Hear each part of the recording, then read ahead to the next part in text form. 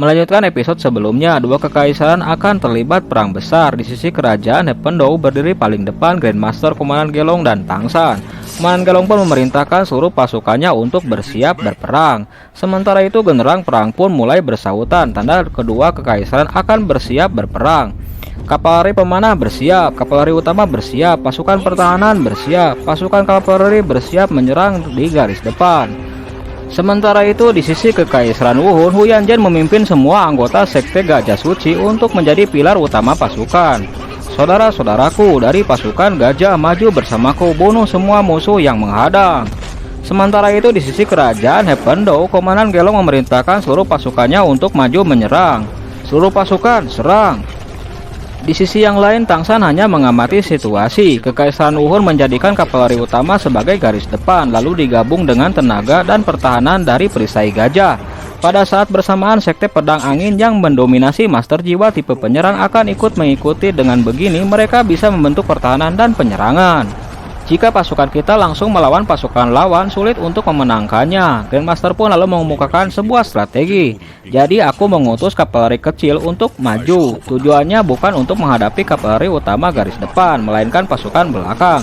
Pasukan besar lawan dibentuk dari berbagai kerajaan dan negara. Di antara mereka pasukan itu masih ada perselisihan. Shin beralih ke sisi Bibidong. Melatih tim yang ahli berperang dalam waktu yang singkat bukan hal yang sulit untukku. Sementara itu pasukan Amor Kekaisaran Wuhun membentuk sebuah formasi pertahanan untuk menahan ribuan anak mata panah yang ditembakkan oleh pasukan pemanah kerajaan Hependou. Flashback sebelum peperangan dimulai. Kita tidak boleh meremehkan Kekaisaran Wuhun, ucap Komandan Gelong. Namun Tang San menyela ucapan Komandan Gelong tersebut.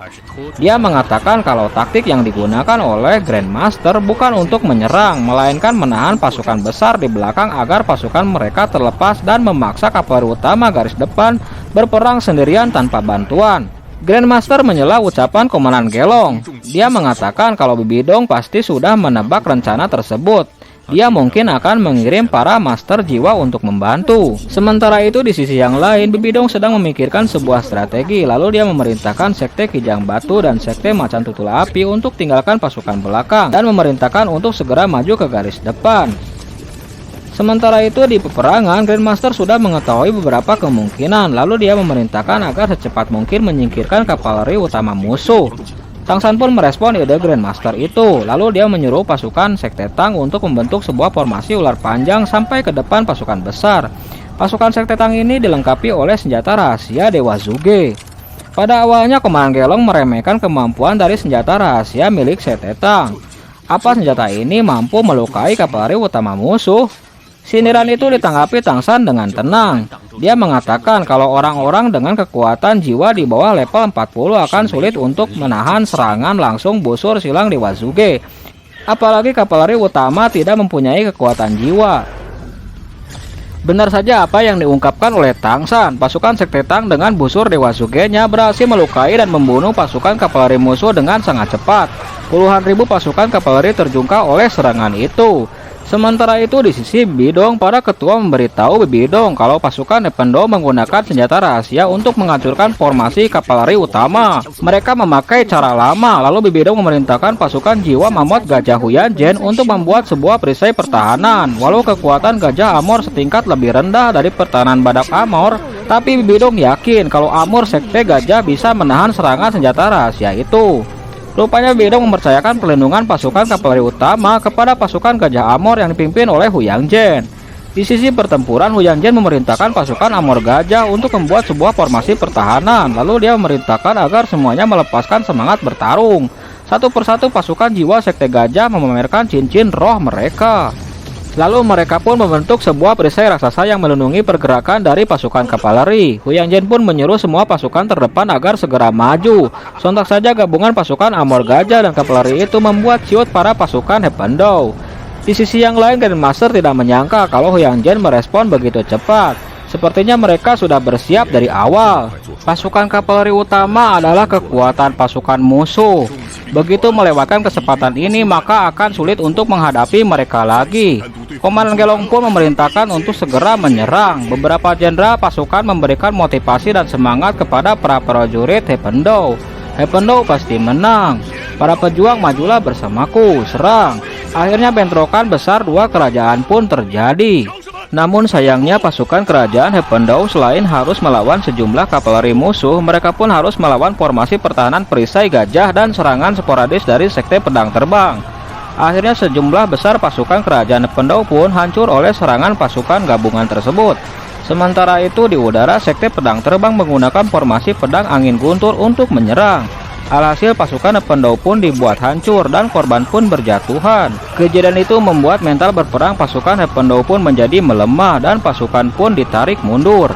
Di sisi yang lain, Grandmaster yang melihat kondisi perang semakin kacau, dia memikirkan suatu cara.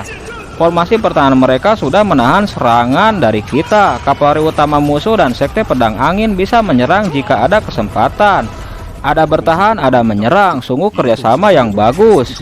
Komandan Gelong berkomentar akan hal ini, keadaan tidak menguntungkan kita. Tiba-tiba di sela kebingungan Grandmaster dan Komandan Gelong, Tang San pun memberi tanggapan. Jenderal Gelong, aku bersedia menerobos ke militer musuh untuk menerobos pertahanan mereka. Raja Lan Hou, perisai pertahanan itu sangat kuat, dibentuk oleh kekuatan pasukan gajah. Tenang saja, aku punya cara untuk mengatasinya, ucap Tang San. Lalu Tang San pun memerintahkan kepada semua murid dan pasukan sekte Tang agar mendengarkan semua perintah dari penasehat negara saat dirinya tidak ada. Tiba-tiba Daimo Bai pun datang menghampiri Tang San. Kau jangan lupa 7 monster sek bersatu. Lalu ketua Yan Budi beserta Du Gubou juga datang untuk bekerja sama dengan Tang San untuk menghancurkan musuh. Aku juga ikut memberi pelajaran kepada mereka, sahut Yan Budi. Monster kecil, kalau perang berkelompok tidak ada yang lebih kuat dariku, ucap Du Gubou. Sinar cahaya keemasan muncul di dahi Tang San, lalu tiba-tiba muncullah Trisula Dewa Laut yang memancarkan cahaya keemasan. Cahaya dari Trisula Dewa Laut milik Tang San menjadi pusat peperangan, lalu dia pun loncat ke udara. Sementara itu rekan-rekan Tang San mengikuti Tang San dari belakang. Di sisi yang lain, rupanya Bidong sudah tahu akan kehadiran Tang San. Sesuai dugaanku, akhirnya kau datang juga. Tiba-tiba Bidong mendapatkan bantuan dari 2 judul Doluo. Yang mulia Kaisar, kami diperintahkan oleh Pendeta Agung untuk datang membantu. Rupanya Kianda Olio memerintahkan Ketua Beruang Iblis dan Ketua Macan Tutul Hantu untuk membantu Bibidong. Mereka adalah titel Doluo pemuja besar dari seluruh ketua.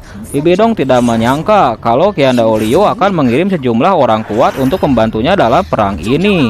Dan itu sangat menguntungkannya. Fokus Bidong sekarang adalah bagaimana cara untuk melenyapkan Tang San. Kalau Tang San lenyap, maka Kekaisaran Hependau akan kekurangan orang. Lalu Bibidong pun berserta beberapa judul Doluo bergegas maju ke garis depan. Di sisi yang lain, Tang San dan rekan-rekannya sudah sampai di garis depan pertempuran. Lalu Tang San pun menyuruh Rongrong agar tetap fokus memberi dukungan dari belakang. Tidak boleh berada dalam bahaya, kau dukunglah dari sini saja. Tenang saja, aku bisa melindungi diriku sendiri, ucap Rongrong. Saat aku menghancurkan perisai pertahanan, yang lainnya langsung menerobos masuk. Waspadai teknik serangan berkelompok dari pasukan musuh. Setelah mengucapkan kata tersebut kepada rekan-rekannya, lalu Tang San pun memerintahkan agar pasukan dari sekte Tang membentuk sebuah formasi perisai untuk melindungi Avatar Pagoda Cahaya 9 Harta Karun milik Ning Rongrong. Mendengar perintah dari Tang San itu, sejumlah murid dan pasukan dari sekte Tang membuat sebuah formasi mengelilingi Avatar Pagoda 9 Harta Karun. Sementara itu di medan perang, Tang San terus mengamati keadaan. Kavaleri kecil bergerak lebih awal tapi tidak bisa melukai pasukan musuh.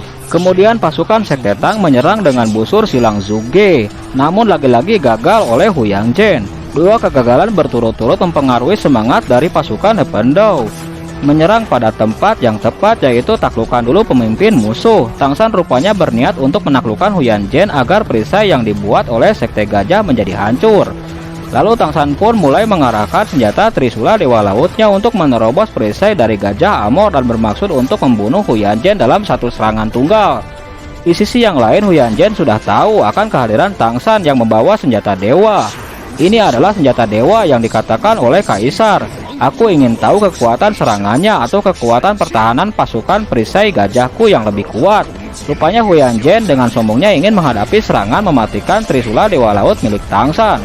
Sementara itu Tang San merentangkan tangannya menarik Trisula Dewa Laut yang dia pegang. Seakan-akan itu adalah sebuah busur yang dia akan tembakan ke arah perisai gajah. Dia berpikir jika formasi gajah itu hancur, maka akan menumbuhkan semangat berperang prajurit Hependau. Lalu senjata Trisula Dewa Laut itu pun melesat dengan kekuatan penuh menuju formasi perisai gajah. Satu persatu armor gajah yang dilewati oleh senjata Trisula Dewa Laut pun hancur. Sontak saja kejadian itu membuat panik seluruh pasukan kavaleri musuh, dan akhirnya Trisula Dewa Laut itu pun menembus pertahanan besar milik Huyanjen. Huyanjen sedikit tidak percaya kalau formasi pertahanannya dapat ditembus dengan mudah oleh senjata itu. Melihat senjata Trisula akan segera mendekati, lalu Huyanjen pun mulai mengaktifkan roh cincin ke-8-nya.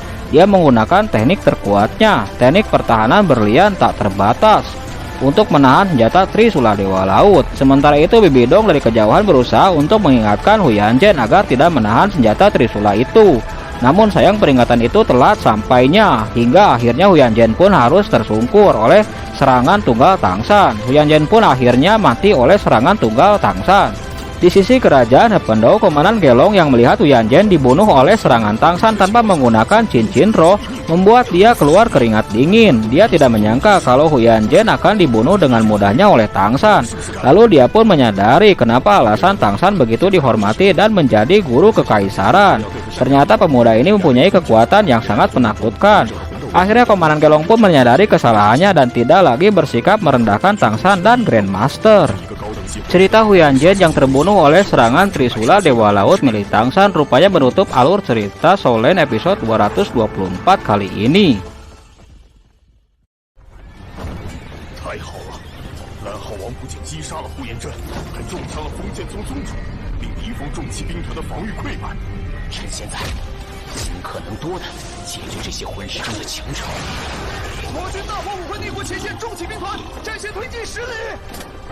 小三能撑住，大家照计划行动。唐三，今日就是你的死期。